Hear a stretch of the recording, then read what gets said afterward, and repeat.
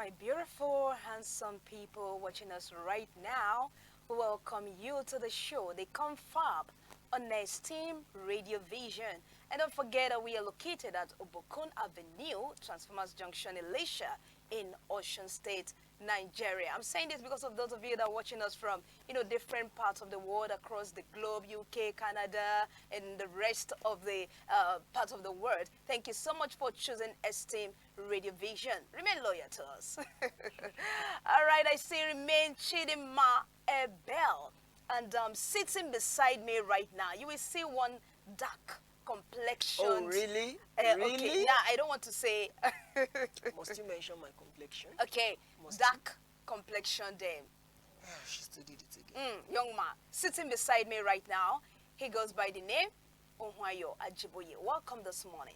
Thank you for having me over, Chidima. Thank you. So we'll be having this discussion. You know how we do it on the CONFAB? We discuss series of issues happening in Nigeria. So Definitely. we'll be looking at this morning together. We'll be discussing it. We'll be, we place it together to know which one is to be lifted or the one to stay.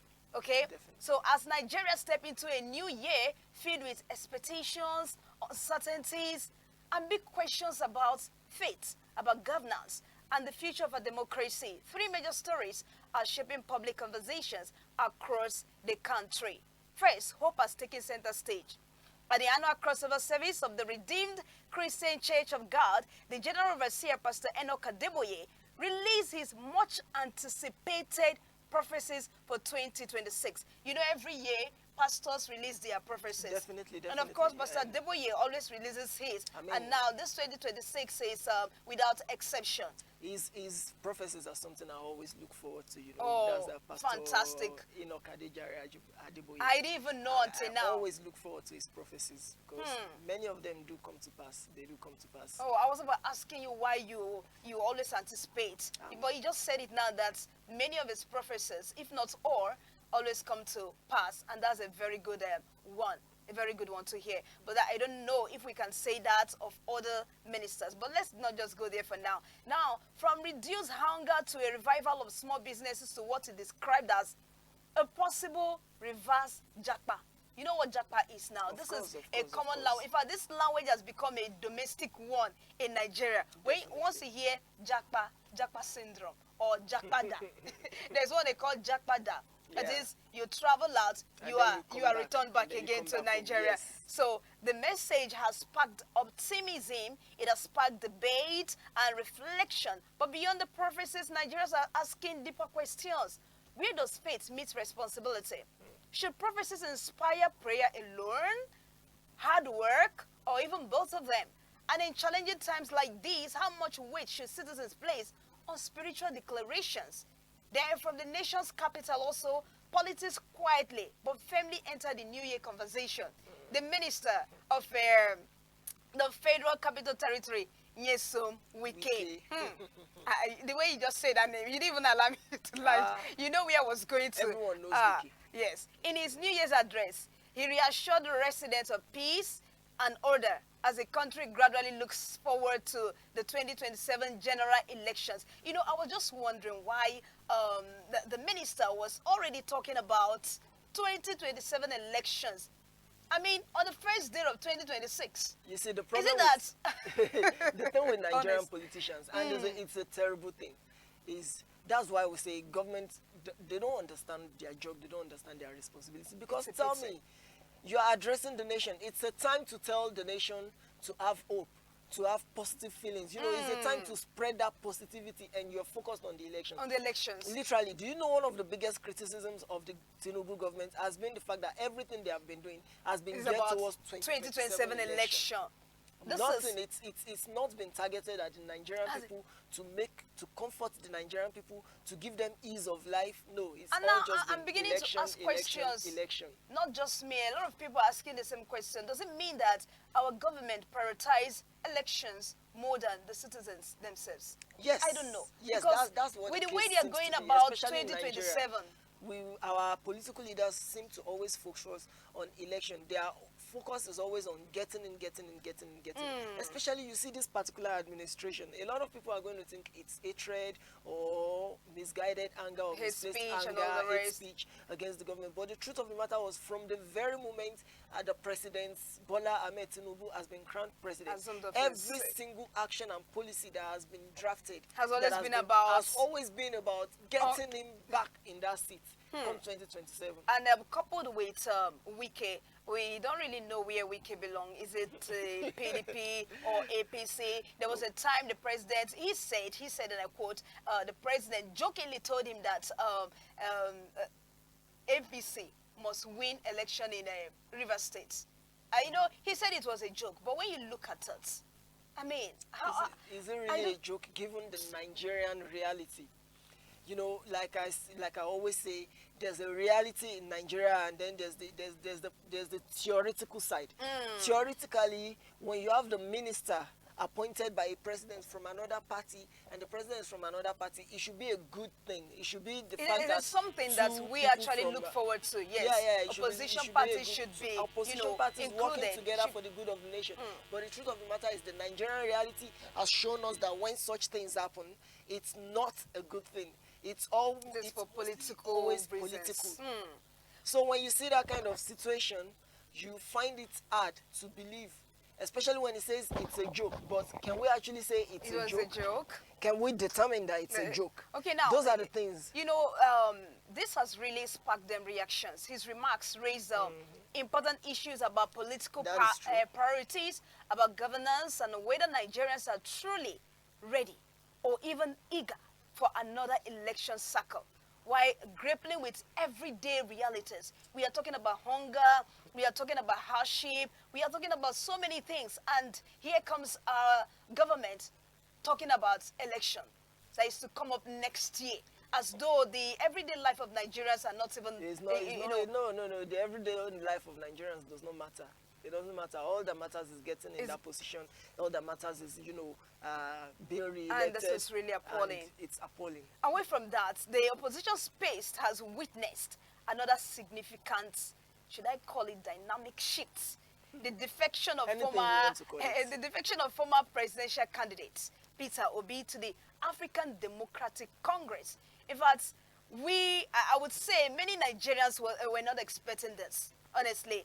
A lot of Nigerians, if you were to interview them, they were not expecting this because owing to his loyalty to Labour Party, you would say that Peter Obi would have been the last person we would expect defection from, especially to the, to the ADC. So what do you make of this? Well, when it comes to Peter Obi, the man is unpredictable. You can't predict his actions, especially the way he moves. Remember, before he joined Labour Party, and this is the thing, Peter Obi is the first landmark presidential candidate that amassed a following before he declared himself under a party. Oh my goodness. That's one of the things we need to understand about this man.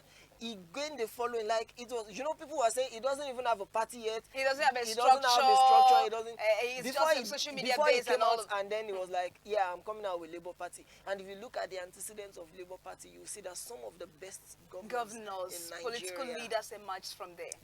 They emerged under the platform of Labour Party. But it's unfortunate what Labour Party, because of internal crisis and maybe greed, power, drunkenness, call it what you may, has allowed, I think I was telling a friend this morning, that if you look at the antecedents of one of the former governors of Ondo State, Olusegun Mimiko, he came out under Labour Party. And, Ondo State transformed for the better because of him. Unfortunately, there was no continuity after him. And, that's why Ondo State fell off the map, if I would use the word fell off. But then now you look at Governor Alex Otti of Abia State, still also coming under out the platform under of the Labour platform Party. of Labour Party. But the problem with Labour Party is the leadership. That there's something they are not getting right. And that's why when these people with great potential, not just potential, these people have performed. We've seen their actions. So it's not even just potential. These people are confirmed. Somebody even said they come out. Yes, somebody even said this morning that instead of leaving this political party, people like Obi and then the governor you just mentioned now should have stayed in the party as elder statesmen. But the truth of the matter is the Nigerian reality, as I say again, sometimes you look at something and you say, I want to change this rot. I want to turn this evil. I want to change it from the inside. But the truth of the matter is, if you step inside sometimes, if you step inside that quagmire, you find out that you're unable to change the quagmire, but rather you are the one getting stained. Because of the people making up the So I don't really have much of an opinion on his leaving Labour Party, and also given the fact that the ADC is a coalition. And what I'm saying is an historic move at this moment, because remember when the APC was to take power from PDP in 2012, you know, APC was formed by a coalition of different parties to challenge PDP. PDP was a serious, huge party then. And then, you know, APC came up. So I'm looking at ADC is borrowing that playbook, and Peter Obi is also borrowing that playbook by saying, let's come together and, you know, do this thing. While we continue, there's something I saw. You know, while a faction of the Labour Party insists there is no cause for alarm and maintains its support for Obi, others also argue the move changes the political equation entirely. The question remains, was this the right move? Now we're asking you, our viewers, because I know that you know who Peter Obi is. Definitely. Was this move right? Even a baby knows Peter Obi yes, at this junction. You can leave your answer in the comment section. If you still don't know Peter Obi, then nah. Are you sure you're Nigerian? So this is the question we are throwing to you right now. Was this move the right move? Does it strengthen or weaken his chances of winning the 2027 election? We all know that his reason for defection is solely for the purpose of 2027 election. He's aspiring for something. So do you think this move strengthens or weakens his chances of winning the 2027 election? And what does it really mean for the future of opposition politics in Nigeria? These are not just headlines, they are reflections of where Nigeria stands today. At the intersection of faith and policy, hope and hard choices, loyalty and political realignment. So stay with us as we unpack the stories, ask the hard questions, and bring your voices that matter. Now, let's go back to the very first story, as we earlier said, reversed Japa. That's talking about Pastor E.A. Ajiboye, the revered man of God, the renowned man of God. He said, in his New Year prophecy, he said, reverse Japa, reduce hunger. Pastor Ajiboye shares hopeful prophecies for 2026. You know, last year, no, was it last year? I think 2 years ago, I was listening to Baba Ajiboye. I was watching him when he was declaring prophecies for 2024, if I'm not mistaken. It was that of doom. Yes, I was scared, but somehow within me, I knew the man of God was actually speaking the truth. And it's happened, in fact, everything he said, if I'm not mistaken, happened that way. And now, people were anticipating these prophecies. Finally, it has come. So we all know now that Pastor Ajiboye is not only prophesying doom, he has come with positive vibe this year. And this is someone that hears from God, that speaks, you know, directly what God has said. Now, the General Overseer of the Redeemed Christian Church of God, Pastor Ajiboye, has delivered his highly anticipated prophecies for the year 2026 for telling economic recovery and a shift in migration trends. During the church's annual crossover service at Redemption City on New Year's Eve, the cleric offered a message of hope for Nigerians and cautious optimism for the international community. Addressing the national outlook, Ajiboye shared the first part of a two-part prophecy, noting that he will pray further about the second part before potentially releasing it later in this week. And that's what I like about him. He didn't just, you know, dish it out. This shows the man of God was very cautious. He didn't want to say what God did not tell him. And that was why he said he would wait until he is certain God is actually saying this. So I think I respect him for this. Well, another thing you have to look at when it comes to Baba Ajiboye is at that stage where he picks his words carefully now. He picks his words carefully because as a religious leader, one of the things you don't want to do, you don't want to incite unrest, you don't want to spread misinformation, and you don't want to cause ruckus as a religious leader, because not only will people look up to him, people look up to you, and not only will it stain his wife. Let's look at the prophecies as he outlined them. The first prophecy was that this year there will be a reduction in hunger, And they continued on to say that small and medium enterprises will begin to blossom. I believe that that's good news because if this comes to pass, it helps the country. It helps the economy because the backbone of the Nigerian economy are not big enterprises, but rather the small and medium enterprises. Away from that, Pastor Ajiboye, I think it's about 8 prophecies he released, and we have them all lined up here. He says something that I can only put down as reverse japa. That was what he said. And many who will japa will come back home, the cleric said. He says something. That's referring to God. I don't know whether you are getting this. No, Pastor Ajiboye said, God said something that I can only put down. From the way God was speaking to him, he summarized it. He was able to, yes, what he understood from what God was telling me is that there'll be something he would like to call reverse japa. And many who will japa will come back home. That's what, and this is something, I think it's a warning to those people who are planning to travel out. Because I know that it may not affect everyone. It can actually be 2 ways. It can be 2 ways. Yes. You see, the reverse japa it depends on how you see it. It's a kind of glass half full situation. You know the glass half full. To somebody, they see the glass is full. There's water in the glass. There's water in the other one. Somebody is saying the glass and it's like, the glass is half empty. The water in the cup is not enough because this is how it's going to be for the reverse japa. Some are going to be coming back home because it will favor them more to come back to Nigeria. And there are some that it's on the negative side. There's going to be mass deportation. And if you're listening, if you're seeing the trend of international and geopolitical relations right now, Nigeria is on the blacklist of a lot of countries. So this prophecy can be seen as 2 ways. The optimist side is that people are coming back home because the country is getting better, the economy has recovered, and you know, people are saying it's worthwhile to come back home and invest at home. But on the other side, I think he's saying that there's going to be a lot of backlash and there's going to be a lot of reverse migration. People will be deported, and you know, a lot of people are going to be frustrated over there, and they will have they will have no other reason. I mean, no other option other than that to particular come back prophecy can be taken on 2 sides, unless you know Pastor Ajiboye himself decides to shed more light on that particular prophecy. Yeah, well, he has just said it all, and even for anyone who is planning to travel out, should look out for signs. Should look out for so many things before planning to just travel. Because I'm not saying, because the prophet, like I said, it's not everybody that it's going to affect. That's what they should know. There are people that will still be favored when if they want to travel outside the country. But definitely there are still people that these prophecies are meant for. So they should check it out very well before. Targeted at.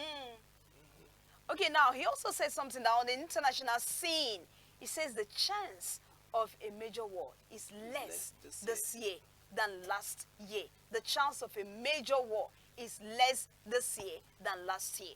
Trump is already, he has already declared that he has done a lot of peace talk between so many countries. So, I mean, so I think this prophecy is in synchrony. It's a good note, and it's in synchrony with what we are saying. Yes, it's in sync with what Trump said. That's on the international scene, because I'm thinking on the local scene it's going to be serious war now with Nigeria and the United States joining forces to battle terrorism. So on the international scene there will be less chance of a major war, but locally here in Nigeria, in my own opinion, I feel it's going to be fire for fire. Oh, let's not pray for that. I know. Actually, that, yes, you are just we're looking at the trajectory of things and you know the patterns.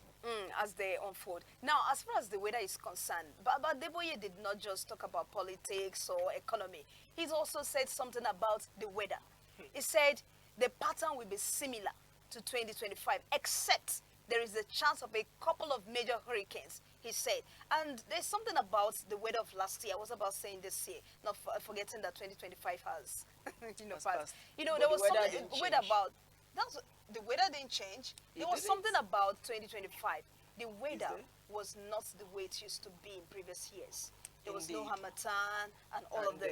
And now Baba is saying that it will still, Pastor Ajiboye is still saying that it will still be the same thing this year, 2025. And I believe that is a confirmation of the scientific knowledge that I believe everybody knows. I believe that if you have been constant online, you're constant on social media, and you are literate to an extent, you know that right now the world is undergoing climate change, global warming. basically. This has been the topic for the past 5 years or so, all over the world. Global warming, global warming. And now this prophecy coming and telling us that the weather is going to be more like 2025. It shows us that indeed there's a climate change going on in the world. And in fact, it says that the wind that has been blowing since 2024 will continue to blow more strongly than before. And that's the confirmation to science. So you see, in a way, science and God are aligned. For those that are saying God is different from, science, or this one is more powerful than the other. Chidima, it's not our place to refute them or to let them know which one is the other. No, we are not refuting them. We are only saying that they should look at it in line with what we are discussing right now and see how they can marry the two together. Now, among the other prophecies given by Pastor Ajiboye, he said that there will be more opportunities this year than last year. There will be more breakthroughs, more success, more victories, and less failures. You see, this is the one I like the most because it's giving a message of hope. It's letting people who felt that they were failures ending last year to feel that it's going to be better this year. Better this year than it has It's giving them hope. And it says there will be more opportunities this year. And if you look at the fact that Nigeria and the US are cooperating, I'm sure it will not just be on military bases only. Because when you talk about breakthrough, it's not just about it's I'm not talking about just financial breakthrough. I'm not talking about just financial breakthroughs. I'm saying that these prophecies, they are coming, and we are seeing some alignments with recent happenings. Yes. Look at the trade agreements with China. Look at what the Chinese government wants to do. They want to start building industrial factories and stuff in Nigeria. So I believe that that's going to open up more opportunities. So like the prophecies are really aligned with trends right now, and that's a sign of hope that 2026 is not going to be as turbulent as 2025. Let's be hopeful. Yes, let's be hopeful. In fact, let's just believe God, believe in these prophecies that it's going to be fruitful for every one of us listening to us right now. Now, moving ahead to the next story. I would have liked to, answer, throw a few more questions to our viewers. But then, in line with what you're discussing, I think that the viewers should, they should be able to answer a few questions. That's why the comment section is there. Dear viewers, our comment section is open, and you can just give us the answers to these few questions. What do you feel? Let's know your opinion. Your opinion matters a lot to us. And for the sake of anonymity, you don't want your name to be known. You don't want your profile to be known. And be assured that we don't just have the comment section. We have an email. You can send your comments to our email at esteemradiovision@gmail.com. You can also send your comments through our private line at 09166349956. We are really eager to hear from you. Yes, we are eager to hear from you. So what's your general view about the prophecies of the revered man of God? What's your general view about it? Now, there's another thing I want us to talk about before we move to the next headline. Okay. What do these prophecies call for? When prophecies like this are released, what do they call for? Is it for prayer, for hard work, or both? Because, some people will say, oh, the man of God has said it, that there will be, successes, there will be breakthroughs, there will be financial this and all of that. And then they will fold their arms, waiting for the success, waiting for the breakthrough to happen. After all, God said it. So it should happen, even without anything being done. So what does this prophecy call for? Is it prayer alone, telling God, oh God, you said this, you said that, let it rain on us? Or are you supposed to do something, hard work? Or are you supposed to join both together? While we wait for the comment section, for the viewers and the listeners to give their opinion, I'm going to just say something concerning that. The Bible in the book of James says something about showing me your faith without works, and I'll show you my faith with works. He said, for without work, faith is dead. It's dead. So if you are looking, we Nigerians, we are overly religious. That's the truth. Whether Christians, Muslims, traditionalists, we are overly religious. We depend too much on religion. But one of the things is religion was never meant to be the replacement for hard work or for principles. You see, there are principles that apply to everything in this world. And one of the principles is the principle of hard work. So when prophecies have come out and the prophecies have been positive, it's not left for Nigerians to fold their hands just because you believe in the prophecy. And even the Bible says, if any man will not work, let him not do what? Let him not eat. Let him not eat. So I feel like the prophecies, when prophecies come, it requires two things of us as believers. We need to have faith, because faith is the number one requirement to see prophecies fulfilled. The second thing is you have to work. You've got to work. Imagine someone receiving a prophecy that this year is going to be a millionaire, and then he decides to sit in his home and is waiting. Waiting for the A millions million to is not going trickle to into drop. your It's not hands. going to drop from heaven. You know, that reminds me of a story that was told about two brothers. They said the parents took them to all of the, I don't know what they call them, seers, Okay, seers. to see something To about check them, their to check future. their future and all of that. And the seer was like, she told A, you're going to be very poor in life. In fact, you are going to be so poor that you won't even have money to eat. You will find it difficult to feed.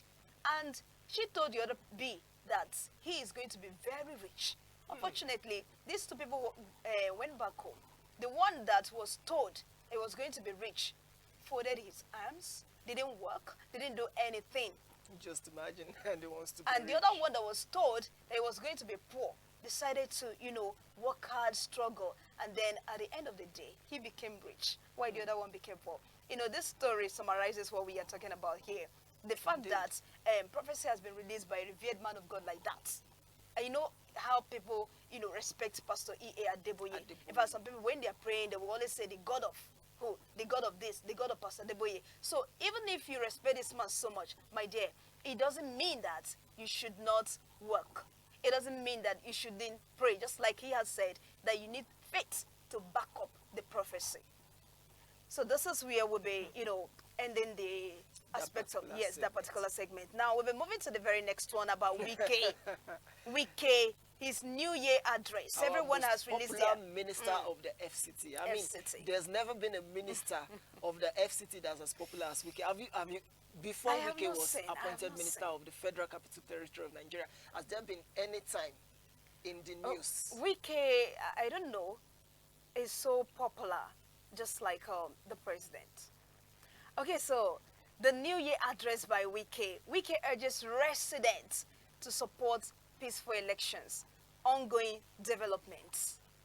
The Minister of the Federal Capital Territory, Wike, has assured residents and political stakeholders that Abuja will remain peaceful and well organized as preparation begins toward the 2027 general elections.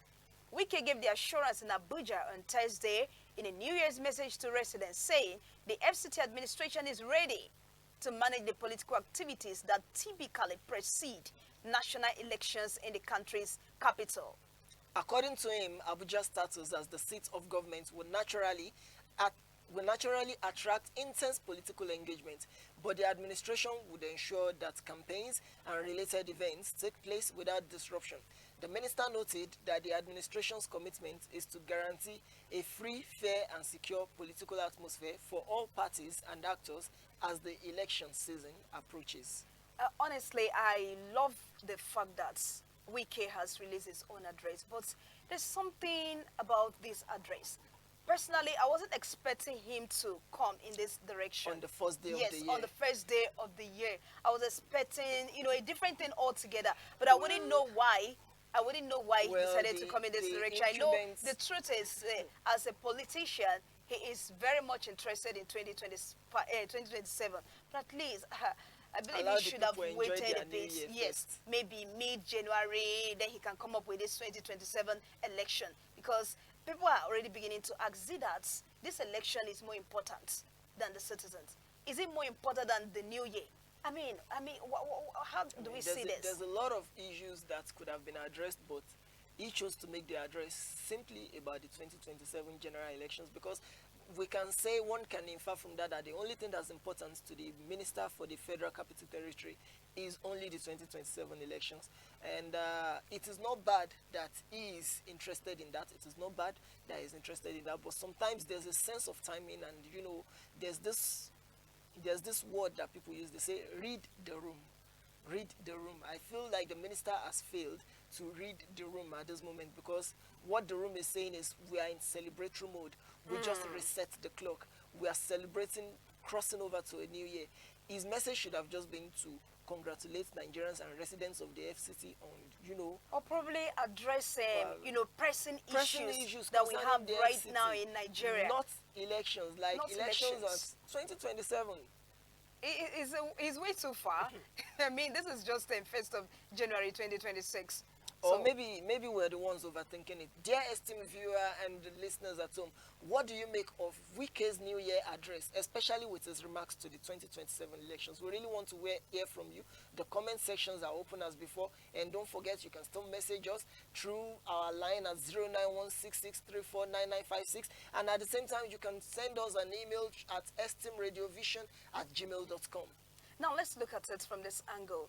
Are Nigerians as eager and even anticipating as the politicians for the 2027 elections? Let's just look at it from this angle. I will say yes and no. You will say yes and no. Yes. Okay. So let me explain. So do you know why I said yes and no? Yes, Nigerians are eagerly anticipating 2027 elections. I mean, everybody has been saying until the election. In fact, there's an hashtag Okay, hashtag. trending. It says rig 2027 and die. It's a trending hashtag. It has been trending that's the in youth. 2025. Like, so Nigerians want to change. They really want to effect a change. That's true. And then there are the people who believe that the current government is doing a good job. They just need time to, I'm playing devil's yes. advocate here because that's I'm the not, truth. I'm not of that school of thought actually. We have I'm a of the faction school that of thought believe that the government is not doing well at all.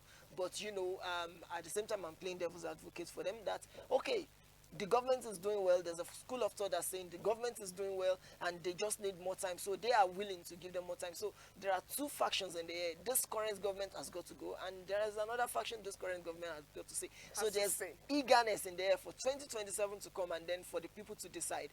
But now the other side where I said no is that they are not as eager as the politicians because two different purposes. The politicians, their eagerness for election is for them to maintain their position For their personal. on one side, and on the other side some are willing to kick out somebody that's in the position so they can take over the position. That's how simple it is. So when you look at it from the aspect, from the point of view of Nigerians, it's not the same level of eagerness. It's not the same context of eagerness and anticipation for the elections. Both sides are anticipating the elections, but not the way the politicians are anticipating it. Nigerians are already, they are not happy with this present government. Let me just tell you, let me tell you, the way they came out massively to vote in the last 2023 election, I really doubt if the turnout will be that massive this 2027, because they expected so much from this present government. But with the way things are going, I really doubt if the turnout will still be as massive as it was in 2023 election. You are right. You're right. The turnout will not be as massive as 2023, but I still want to believe that a lot of people are still interested in trying to see if truly, our votes can count.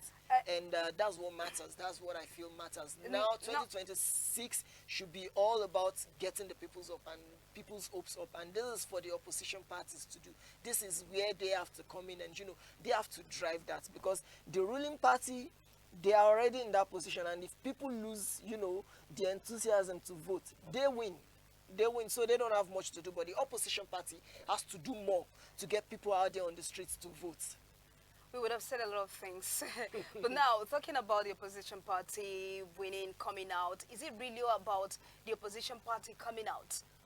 What about the trust the people have already lost in the INEC? In our electoral process? Yes. You see, people have already lost that trust.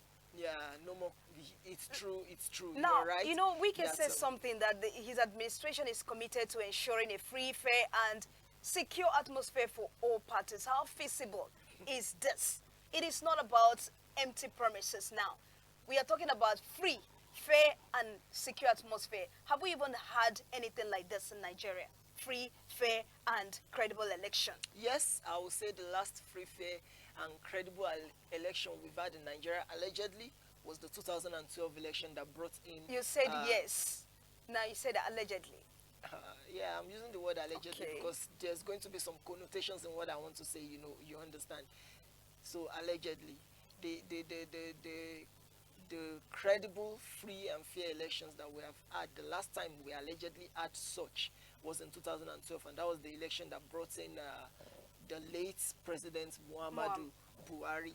And it was so obvious. It was That so it obvious. was free, When fair, he won, and credible. when he won, look at how many people, look at how many things. But unfortunately, it's unfortunate that he did not live up to the trust that the people had Well, in I him. believe it's your opinion, because a lot of people also believe that it was That he not free, lived it up was not to fair. The that election was not fair. 2012 election. Yes. Well, that's why I use the word allegedly, because it all comes down to a matter of opinion. Some believe that we are still been having, free and fair elections, and some are of the opinion that we have never had anything Called close free and- to yeah, a yeah, free exactly. and fair or credible election in Nigeria. Now, the question you asked, how feasible is this? Well, it all depends on the seriousness of the government Of and the the government. administrators. That's just the truth. Forget. Let's put aside the Nigerian reality of The corruption government and and people also working for their own INEC. pocket. But the truth is, it depends on the seriousness of the government and INEC. If they really want, if they want free and fair elections, we'll get free and fair elections. But I think the most important But I thing think is this that, does not really lie on the is that government. the system is broken already. And there just has to be a resanitization of the system first of all, before we can talk about credible and free, fair elections in Nigeria. So talking about sanitization, what body is to be sanitized? Is it the government or INEC? Because I'm going to borrow a word from the most popular presidential candidate that we'll soon be talking about, Peter Obi. Top to bottom. So Okay. everywhere needs sanitation from the top to the bottom. Everyone needs sanitation from the top To to the the bottom. bottom. Because it is one thing to win an election, and it is another to be declared the winner. Indeed.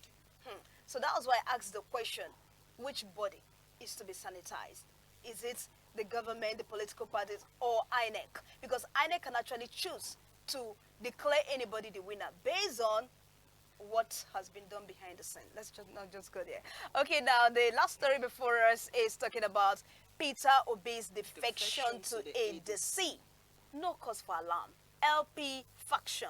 Peter Obi's defection to ADC. No cause for alarm. LP faction. That is, LP faction is saying that Peter Obi's defection to ADC does not in any way cause any problem to ADC.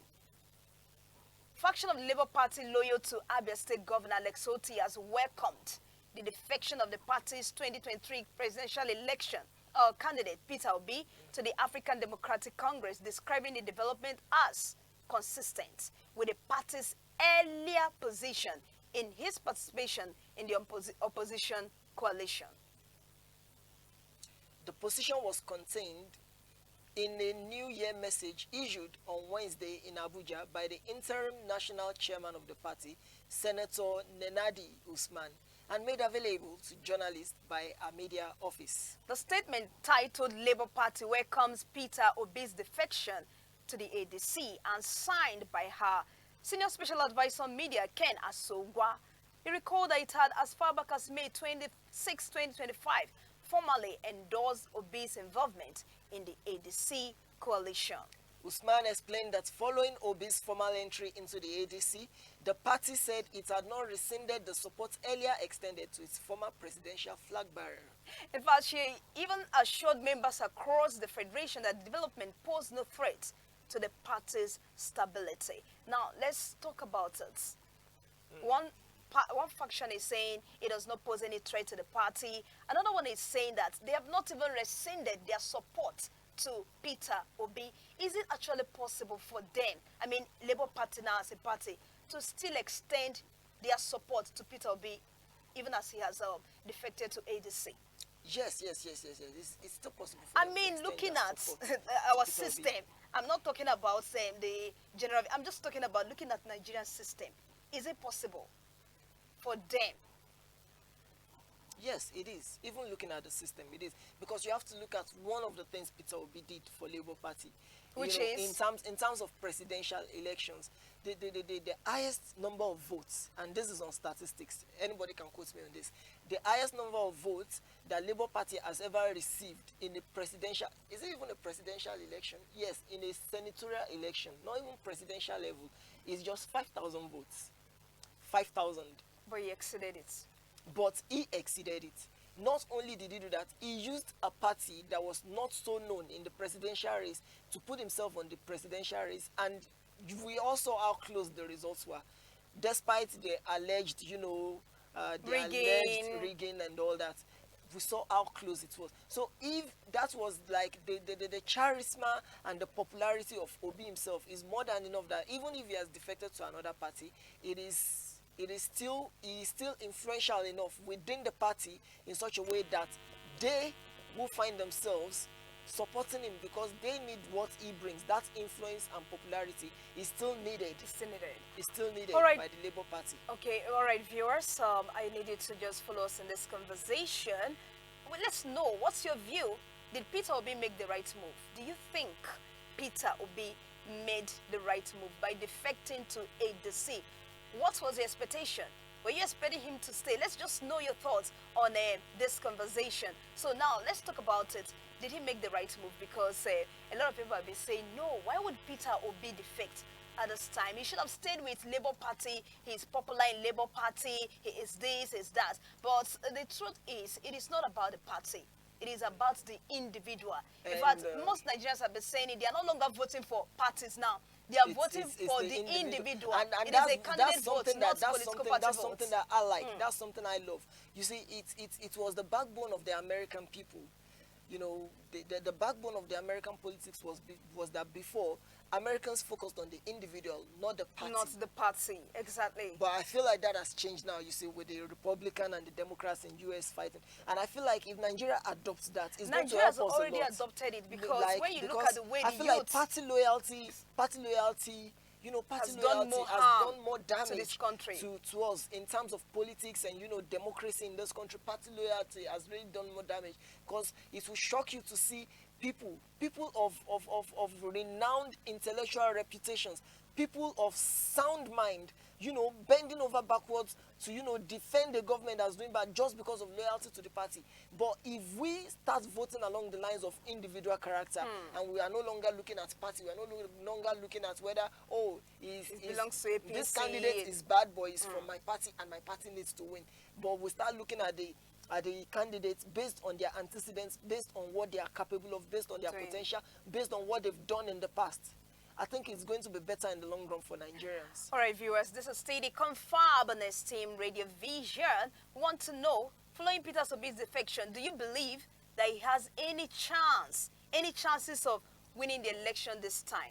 He came out before, now he's coming out. In fact, some people thought he might have lost hope. You understand? But then he has boldly come out to declare his intention. Do you think Peter Obi is going to win this 2027 election following his defection to ADC? What's your thought? Let's just know your view. Personally, I believe there is nothing impossible. Yes. There's always a chance. Yes, there's always a chance. Now, look at Alex Oti. He has contested about 3 times.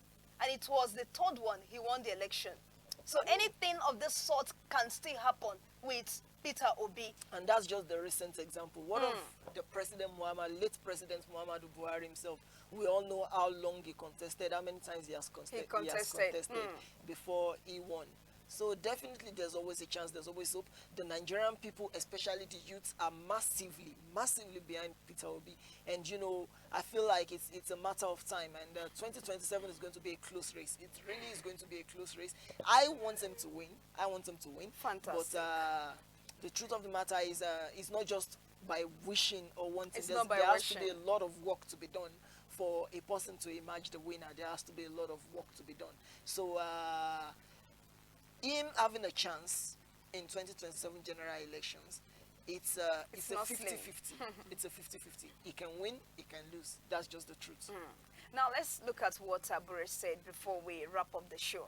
Abure said his defection, that's referring to Peter Obi. Yes. Peter Obi's defection has liberated the party, as though the party was under some kind of bondage when Peter Obi, or whilst Peter Obi was there. So what do you agree with Julius Abure that Peter Obi's defection has actually liberated Labour Party? What do you make of this? As I said before, I'm going to disagree with Julius Abure. Because Peter Obi's emergence through Labour Party put Labour Party on the map of the nation. Like I said before we had Governor Alex Otti. we had Governor Olusegun Mimiko in Ondo State. But after Olusegun Mimiko's tenure, after his regime ended as the governor of Ondo State, Labour Party could not bring someone capable as him, As and that was why Mimiko. they lost Ondo State. And after that, before you heard of Labour Party on the map anymore, no one heard of Labour Party on the national level. No one heard of Labour Party. We just heard of Labour Party on the state level, like Ondo State. I knew Labour Party through Ondo State, but this presidential election, 2023 presidential election, put Labour Party on the map in the radar of all Nigerians because of just one person, and that was the presidential candidate, Peter Obi. So he's leaving the party. I don't see it as a liberation for the party. I see it as a challenge to the party. They need to work on their internal crisis. They need to do better. They need to The resolve party the really issues needs within to them. do better. Because if you lose a candidate like Peter Obi, you know, Peter Obi has a massive movement following him. Like we said, Nigerian youths have gotten to the stage where they no longer want to vote along party loyalty. It is now about individuals. So you lose a candidate like that and you say it's a liberation for the party. You're not thinking of the mass movement you are losing. You're not thinking of the youth. You're not thinking of the goodwill you are losing. So a lot of work needs to be done, and not just Labour Party. This is an advice for all political parties. All right, viewers at home, this is where we're drawing the curtain. But don't forget to leave a comment for us in the comment section. Like and share. We'll be looking forward to that. But before we wrap it up finally, I believe my colleague here has something to say, like a parting word, a parting remark, before we draw the curtain. Well, thank you very much for giving me the opportunity to leave a parting remark, Chidima. So what I will say is, one, on those three topics that have been discussed, Nigeria 2026 is starting on an hopeful note. 2026 is starting on a positive note. Let's make the best of it we can.